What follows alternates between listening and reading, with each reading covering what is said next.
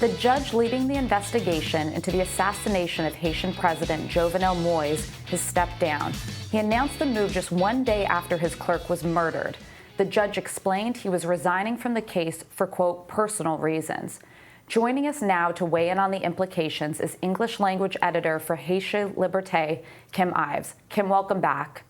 Thank you very much. Kim, it has been a devastating few days in Haiti. Our thoughts are with you and the victims there. But I want to ask you about this news. What does this mean for the investigation going forward? Well, this is going to be a big hurdle to get over. The fact that his clerk, Ernst Lafortune, was killed is making everybody believe that it was sort of a shot across the bow, if you will, to Chanlat. And already they'd had a big problem to get a judge to take it on. I mean, it should be remembered, too, that the head of the judges, the guy called Bernard Saint-Ville, just himself recently whitewashed the case of Reginald Boulos, who's one of the principal suspects in most Haitians' minds of any corruption involved in a loan that he took from the Haitian Social Security Office. And that raised a lot of eyebrows, too. So I think there's a lot of people, assuming that it's going to be very difficult for the Haitian police and Haitian security forces to provide the necessary security to an investigating judge who will be going through the 800 or so pages of testimony that they've collected so far. So Kim, sorry, go ahead, Ryan. Yeah, I mean, Kim, what do you think the chances are that we just end up not getting a serious investigation into this assassination at this point? Well, that's how a lot of the investigations end. L'enquête se poursuit. The investigation is ongoing, and that's often how it ends, ongoing. You take the case 21 years ago of a very prominent journalist, Jean-Dominique, who was gunned down in his courtyard of his radio station, and they never found who did it. It's never come to light. So some of these high-profile killings, and there's no more high-profile than the killing of the president, often go unsolved. So Kim, just to be completely clear on this, and by the way, so happy that you're safe. Know that that's a definitely terrible time in Haiti.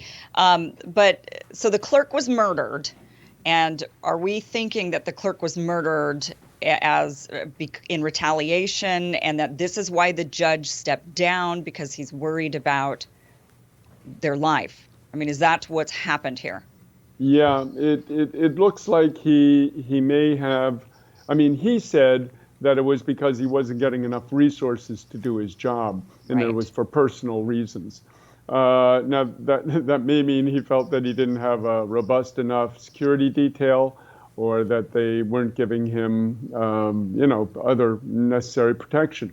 But it sure is suspicious, the fact that this guy was killed just as they were gearing up to start the investigation. And I can only think that a lot of the Haitian population is coming to the same conclusion as we are, that there was some foul play. And Kim, let me ask you, there's obviously kind of an interim government now as this investigation is ongoing.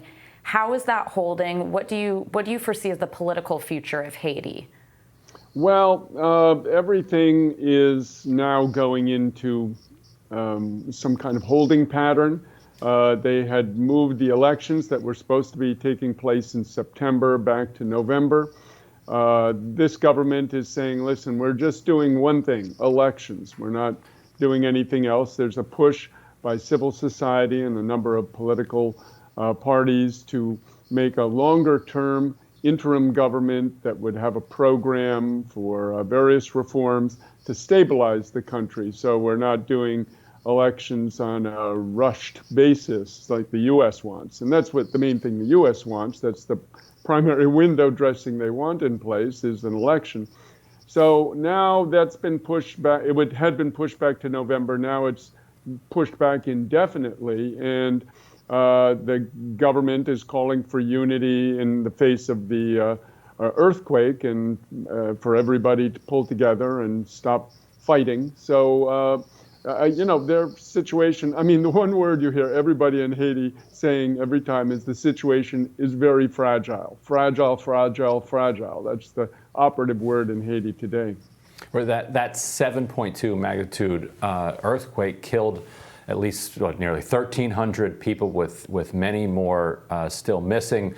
What can you tell us about that earthquake? Well, it's on the same fault line as the earthquake of 2010, and historically Haiti has had this. I mean, Haiti is between two earthquake faults, one that runs along the south and one that runs along the north. Cape Haitian is also very vulnerable to earthquakes throughout history, going back since Europeans started recording these things when they arrived in 1492 with Columbus.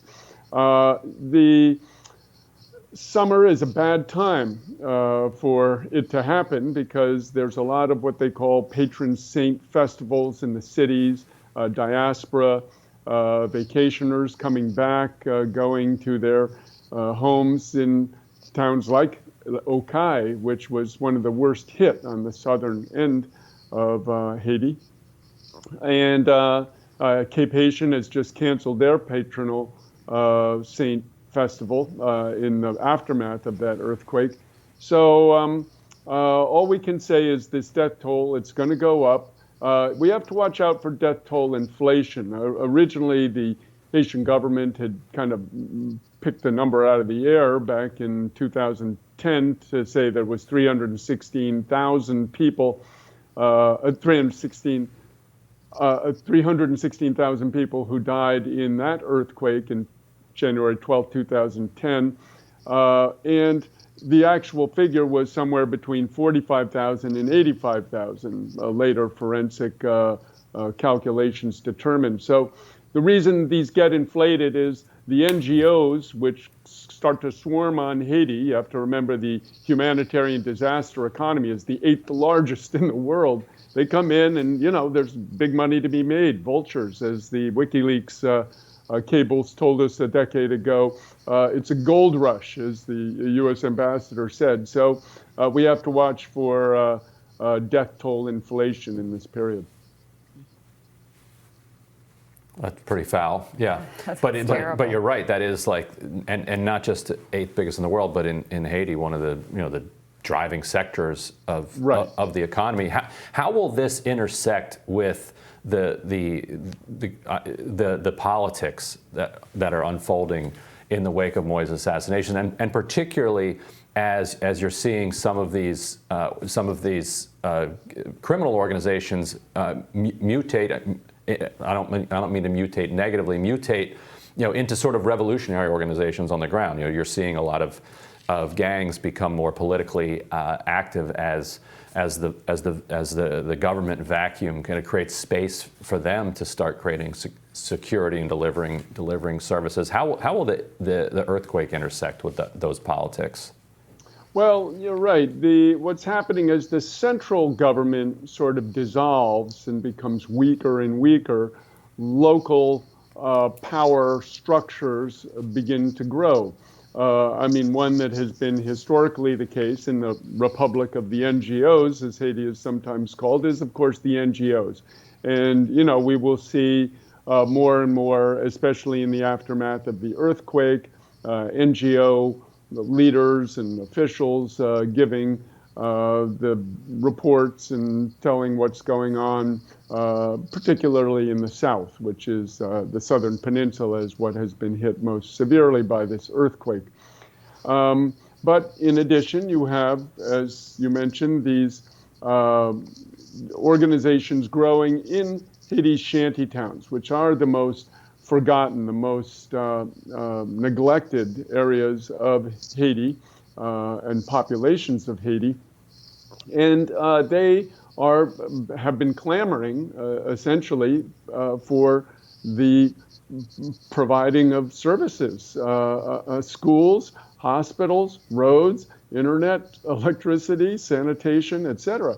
And so to some extent, the diaspora has rallied behind some of these, in particular the largest coalition of these neighborhood organizations, known as the Revolutionary Forces of the G9, and are providing a lot of support to them. So I think we'll see these diaspora networks grow in the coming weeks as the situation continues to be very unclear with the central government and the government of Ariel Henry. Dr. Ariel Henry, the prime minister, is still quite contested. He doesn't have a huge support in the population. Sounds quite fragile, as you'd say. Kim, thank you so much for joining us.